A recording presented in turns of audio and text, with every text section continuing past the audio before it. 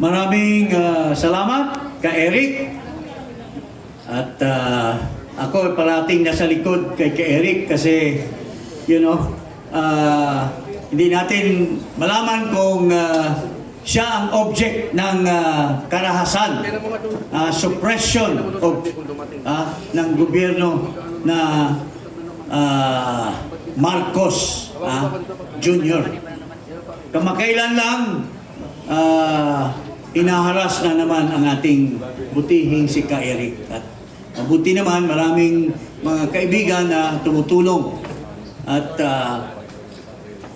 hindi natin inaatras yung pagtulong sa kung sino man na mga inaapi ng ating pamahalaan ngayon. Mga kababayan, ako po ay bilang chairman ng Tatay Digong for Inday Sara 2028 movement at presidente ng Kampilan ng Mamamayang Pilipino. I welcome you all to this national forum for the pursuit of accountability and reform. Ito po ay ginawa po ng Kampilan dahil po gusto natin na magsama-sama muli. The Kampilan was organized as an umbrella organization ng mga parallel organizations na may puso at diwa para kay President Duterte at kay Inday Sara Duterte.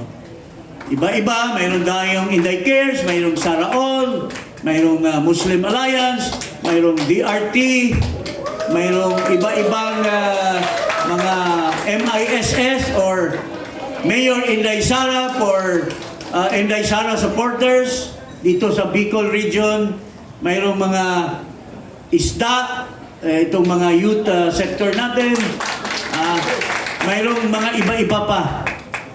Ngayon, as of today, nasa 20 more or less organizations ang nasasakupan ng Kampilan ng Mamayang Pilipino. Pinapalakas natin itong mga organization, pinagsama-sama, binubuklod-buklod natin para sa kanya-kanyang lugar sa buong Pilipinas, mayroon na tayong inoorganisa, pinapalawak at ating palakisin pa, mga kababayan. I'd like to recognize also the presence of Attorney Topacio. He is the spokesman of the PDP Laban. Don't forget him in 2028. Andito din si Konsihal, former Kapitan, Cap Rani Lodovico. Papasalamat tayo dito sa tao na ito dahil ito yung strongman natin sa Quezon City na tuwing kailangan natin ng tao sa rally, nandyan si Cap Rani. Andito din si Attorney Luna. Andito din, paumanin ko pala, hindi nakarating si Governor Chavit Singson. Pero andito yung dalawa niyang right-hand man, si Mr. Anthony Arellano at sa kanyang si Cathy Arellano. Yes. Marami po tayong mga kaibigan. Mamaya, i-recognize ni Ka Eric kung sino-sinong mga leaders ng mga iba-ibang organization that comprise the Kampilan ng Mamamayan. Ngayon, makikita nyo itong Tatay Digong for Inday Sara 2028 movement. We're looking at this as a political campaign movement. Kasi nag-announce na ng ating Vice President that she will be running for the presidency. Natural, maski matagal pa yon, ang puso natin ay para sa kanya, hinihikayat natin ang bawat isa na mag-umpisa na tayo to lay the ground for the Vice President to become President. Kaya we registered it in the SEC bilang isang non-stock, non-profit organization. So, it now exists, and kung mayroon man kayong iba-ibang parallel organization sa bawat bayan, bawat syudad, bawat probinsya, pwede natin i-consider ito na maging umbrella ninyo para titingnan natin ang sulong natin papunta sa presidency ng ating Vice President kasalukuyan. Pero marami pa tayong gagawin na suporta sa ating Vice Presidente. Nakita natin kamakailan lang na napakalakas pa ang pwersa ng mga magnanakaw sa House of Representatives. Noong nag-file kami ng impeachment, hindi nila tinanggap. Kami ni Attorney Topacio, Mike Defensor, si Cathy Binag at si Attorney Respicio, si Chavit Singson, hindi tinanggap ang aming impeachment complaint. Ang nakapasa lamang yung hoax na impeachment complaint at saka yung bayan muna.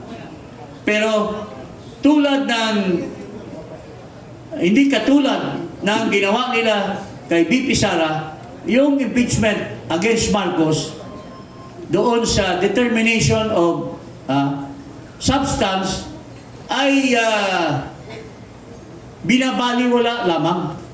Pero dito sa kay Vice President Sara na mas wala man lang basihan, yung kasama nga nila mismo, si Rufus Rodriguez, Congressman, sinabi niya na yung mga charges na nakikita na pertaining to the office of the Secretary of the Department, hindi dapat kasama sa charges.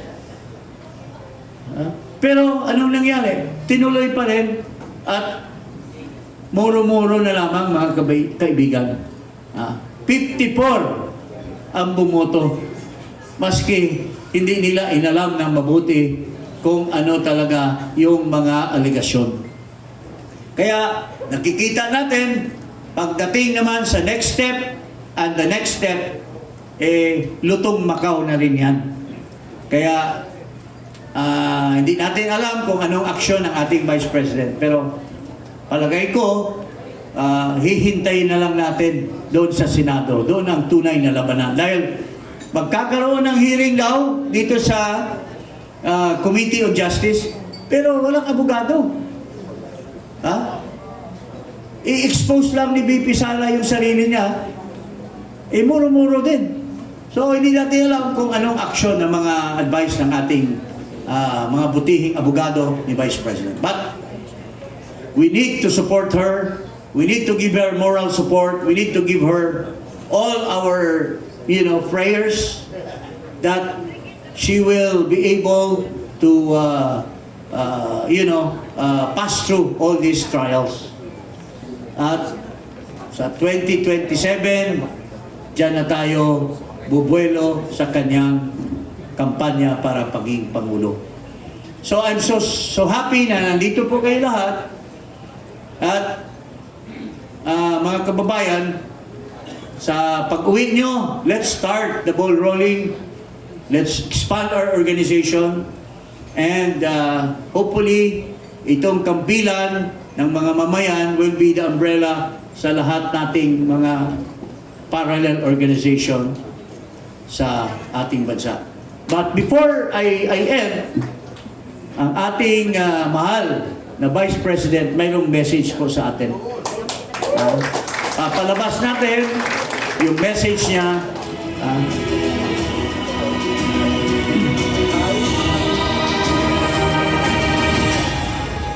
Assalamualaikum warahmatullahi wabarakatuh. Madayaw, maayo adlaw kaninyong tanan. Magandang araw sa inyong lahat.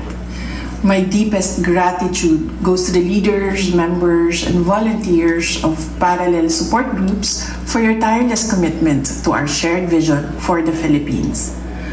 Ang lakas ng isang pamumuno ay hindi nasusukat sa mga titulo, kundi sa alab ng puso ng mga taong naniniwala sa ating adhikain. Your initiatives are a vital component of our grassroots movement, transforming hope into action and ensuring that our message of stability and discipline reaches every household from the busiest streets to the farthest reaches of our archipelago. Kinikilala ko ang mga sakripisyong inyong ginagawa gamit ang inyong sariling oras at yaman upang bumuo ng isang mas mulat at nagkakaisang pamayanan. Ang diwang ito ng voluntaryong paglilingkod ang tunay na pundasyon ng isang matatag na bansa. Your dedication fuels my resolve to continue working for a future where every Filipino family is safe, empowered, and self-reliant.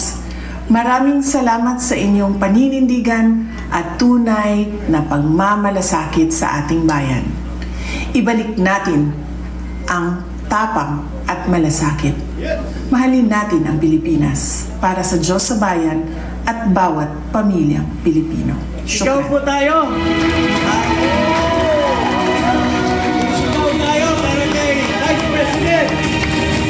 VP Sara for President!